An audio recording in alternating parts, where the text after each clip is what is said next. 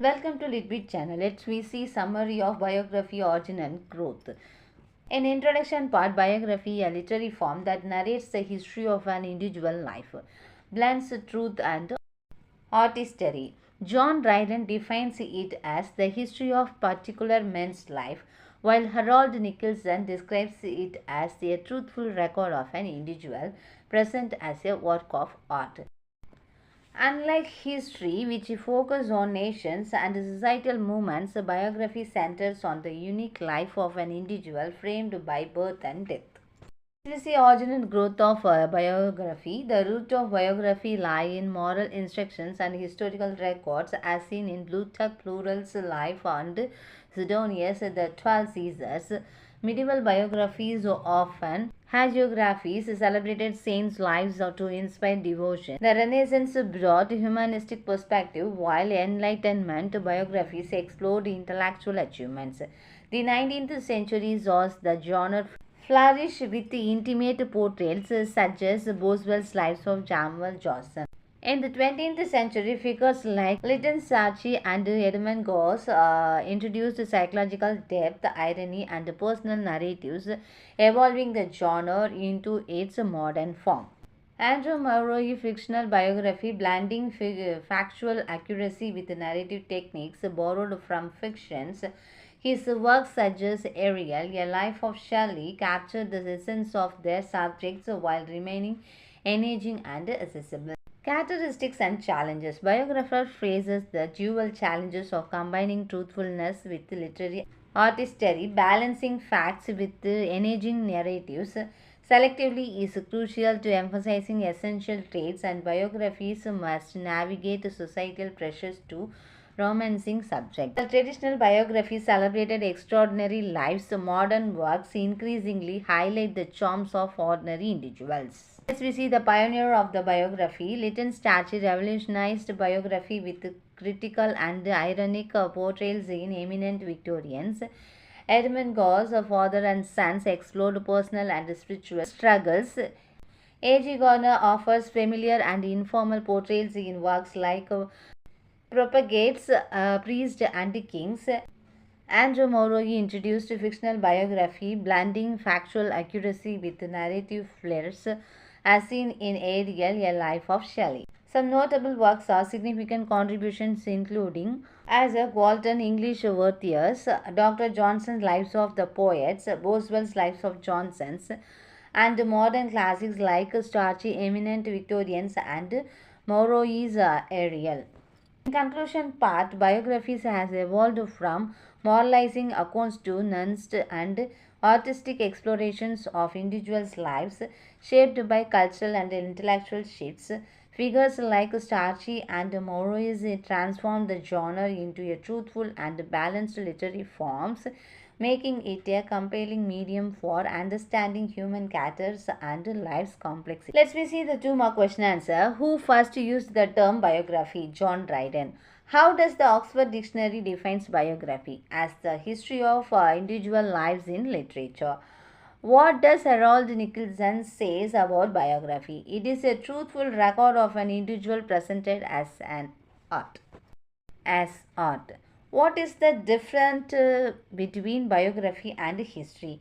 Biography focuses on individuals' lives while history focuses on nation and movement. What does Edmund Goss believes biography focuses on? The distinctive personality of an individual. What does biography focus on in an individual's life? Both their external life and the growth of their mind. Why is biography considered as an art form? Because it involves research, selections, and an engaging portrayals of a person's life. What challenges do biographies face according to A.C. Benson? Selecting materials, maintaining balance, and presenting a truthful impression. What is the biographer's problems according to A.C. Benson? To create a balanced, truthful narrative of a person's life. What difficulty do biographers face initially? Idealization of the subject by those who know them, especially after death. Next one, what does death affect the perceptions of a character? The individuals is often glorified with their faults overlooked. Next one, what is the conflict between realism and the romance in biography? The tension between truthfully portraying flaws and offering an initialized version. Why do sentimental admirers dislike showing faults in a subject? They wanted to preserve a glorified image of the subject. What happens if a biography is written too soon after someone's death? It may idealize the subject and soften the key feature. What challenges does biography face with notable achievements?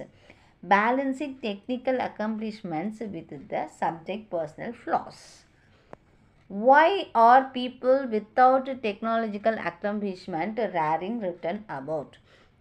Biographies usually focus on people with notable achievements or fame. What qualifications should your biographies have? Sharp observation, patience, research skills, and the ability to select and omit details. Next one, what role do observation and patience play in writing biography? They help the biographer focus on the most important and truthful aspects of the subject's life. Should a biographer balance in their portrayals the subject achievements with their weakness and humorous aspects? What is meant by proportions in biography? Balancing different aspects of the subject's character without overemphasizing any one features. What is an example of the remarkable biography? Isaac Walton biography of John Donne. What is the significance of Dr. Johnson's Lives of the Poets? It combines biography and literary criticism and it's significant in English biography. Why is Boswell's Lives of Johnson important? It provides an intimate, detailed account of Dr. Johnson's life. Which biography helped shape the Dr. Johnson's legends? Boswell's Lives of Johnson. Who wrote Life of Scott and why it is important? J.C. Lockhart, important in English literature. What is Lytton Strachey's contribution to biography? He revolutionized biography with eminent Victorians challenging traditional approaches. What is the manifesto of the new biography? Strachey's approaches of selecting and rejecting materials instead of accumulating excessive information. Next one, how did Lytton Strachey, eminent Victorian, challenge traditional biography? It examined the subject critically, highlighting their flaws instead of glorifying them. What role does irony plays in Strachey biography? It reveals human flaws that were previously overlooked. How does Strachey, eminent Victorian, received? It was popular, but some critics were uncomfortable with its ironic. Next one, how did Strachey biography differ from Victorian conventions? He focused on human flaws rather than portraying subjects as flawless heroes. Why is Edmund Gore's father and son significant? He was a pioneering work in critical, honest biographical writing. What themes are explored in Father and Son? Spiritual conflict, personal growth, and tension between the author and his father. Next one, how did A.G. Gardner contribute to biography? By writing biographical sketches that focused on delighting reverence. What is the main aim of A.G. Gardner biographical sketches? To entertain and inform, not to revive the subject. How is A.G. Gardner approach different from Victorian biography?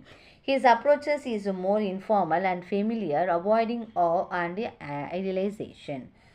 Next one, what is a fictional biography? A biographical novel that tells the truth without focusing on exact details. How does Andrew Mauroy defines fictional biography? A creative portrayal of a person's life that captures that essence rather than strict fictional accuracy. Why is Mauroy Ariel significant in biography? It presents Shelley as a relatable human being, not just a poet. What is the focus of Mauroy Ariel? It emphasizes Shelley's character over his poetic fame. Thank you viewers. Thanks for watching this video.